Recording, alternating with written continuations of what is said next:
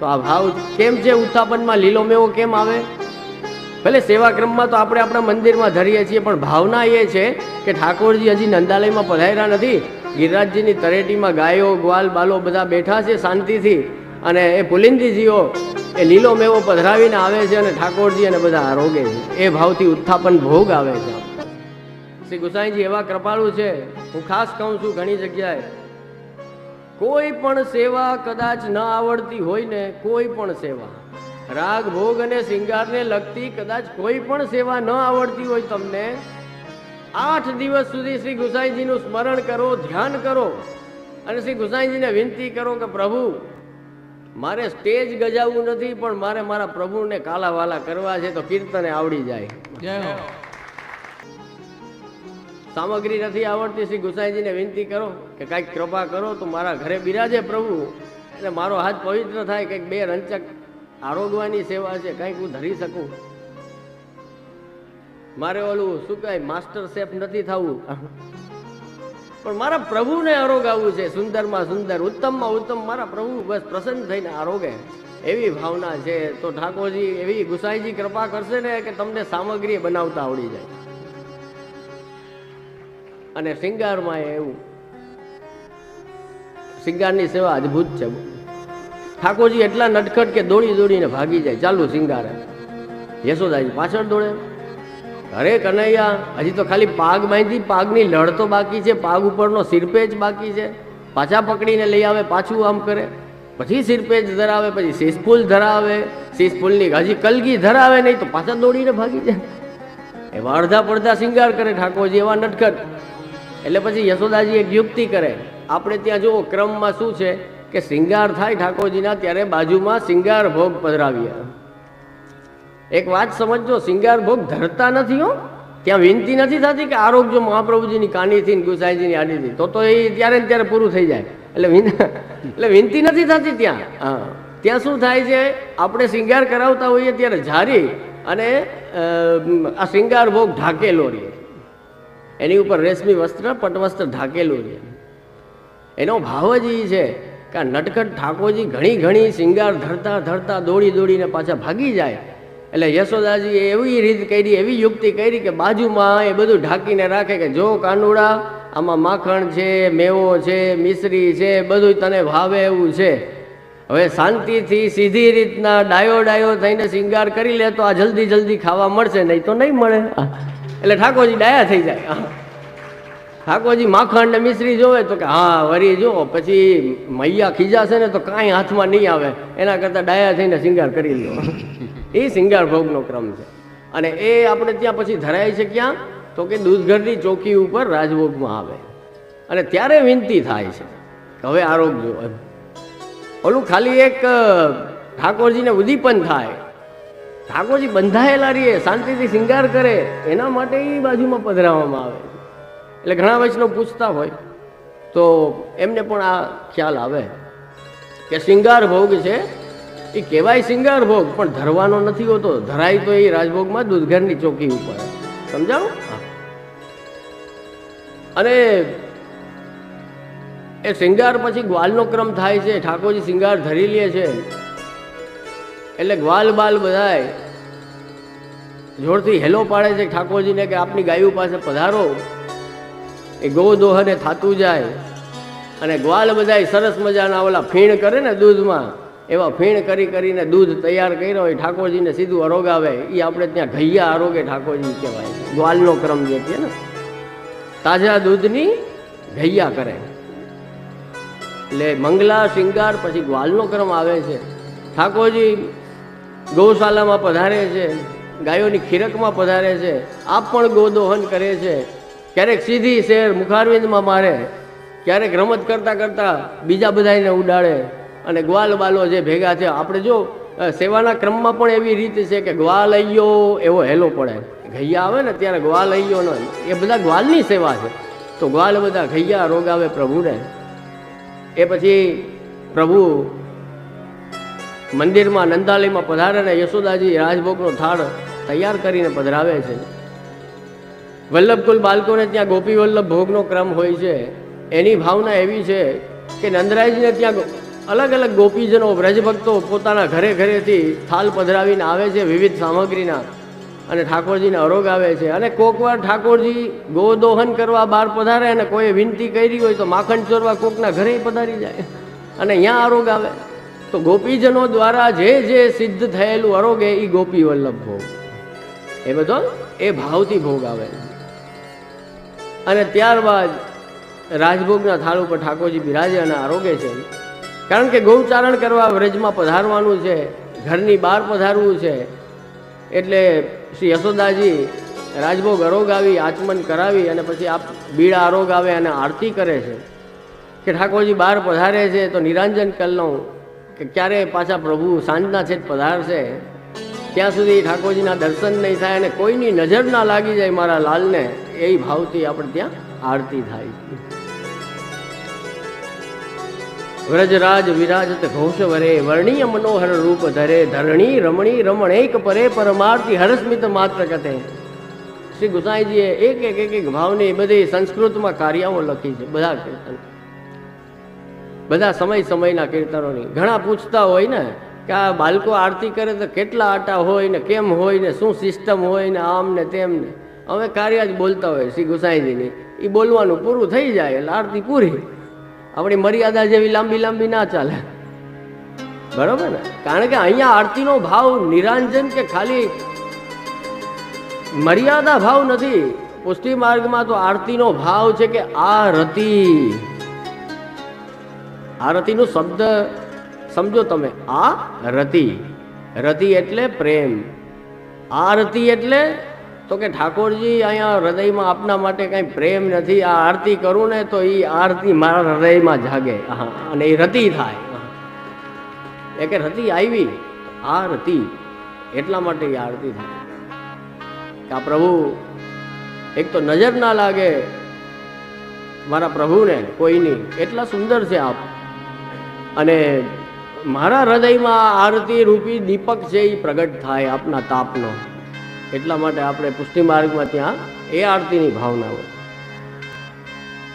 ત્યારબાદ પ્રભુ વ્રજમાં ગાયોને ચરાવવા માટે પધારે છે.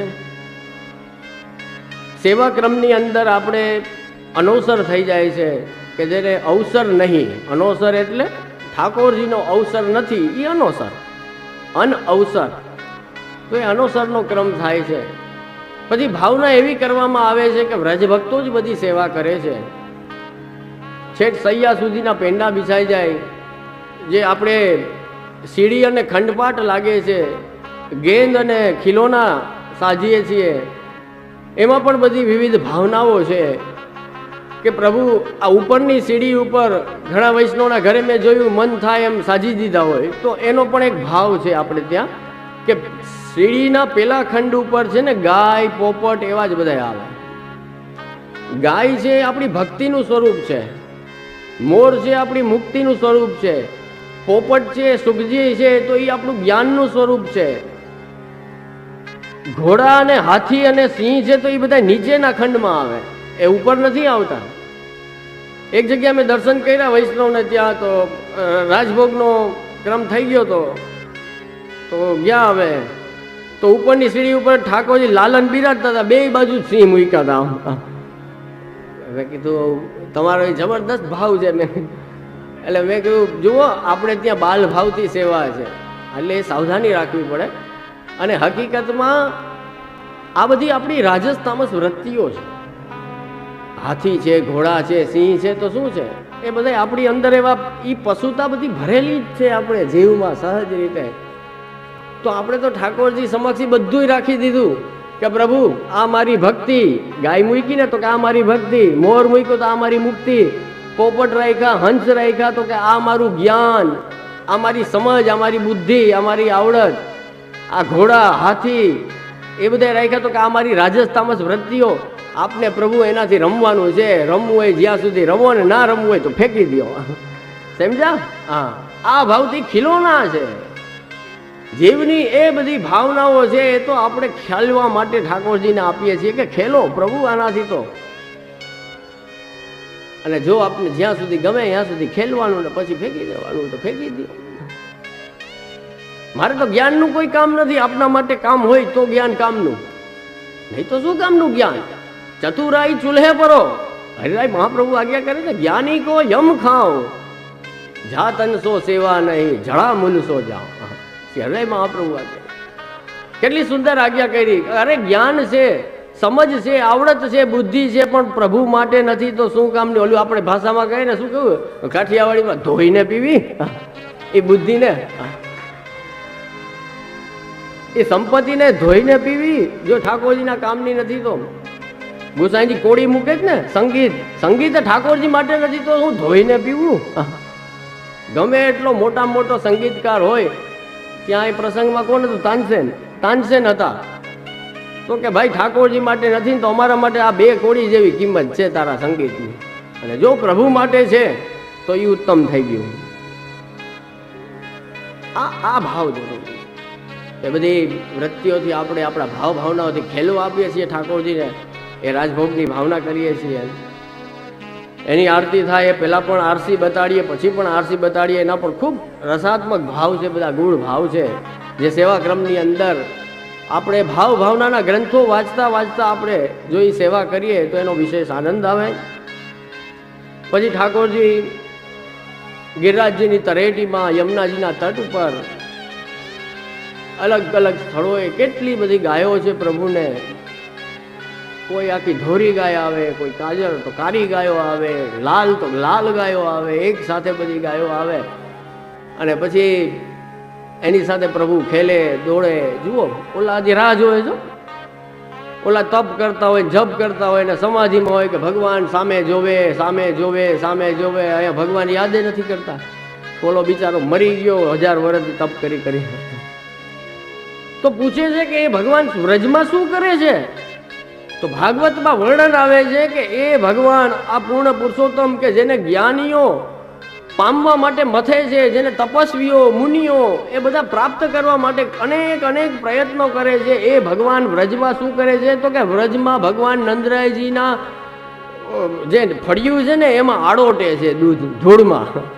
એ ભગવાન નંદરાયજીના ફળિયામાં ધૂળમાં આડોટે છે.